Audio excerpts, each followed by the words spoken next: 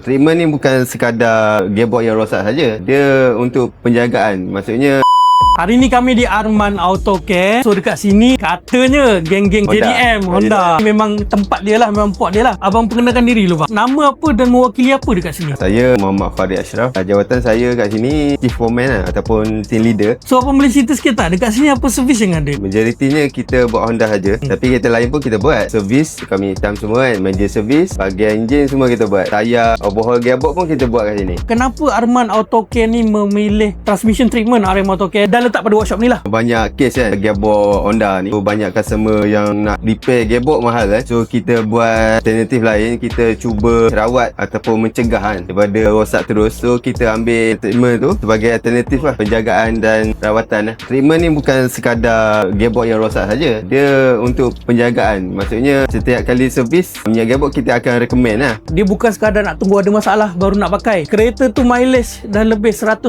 km pun ataupun dah lebih 5 tahun, boleh juga letakkan transmission treatment RM Auto Care setiap kali servis minyak gearbox. Pada owner-owner workshop boleh dapatkan transmission treatment RM Auto Care untuk menambah nilai servis bengkel korang. Dan untuk pengguna-pengguna kereta kat luar sana, especially geng-geng Honda, kalau kata nak jaga gearbox korang tu, nak panjangkan jaga hayat gearbox, boleh datang dekat Arman Auto Care ni dan dapatkan transmission treatment kami.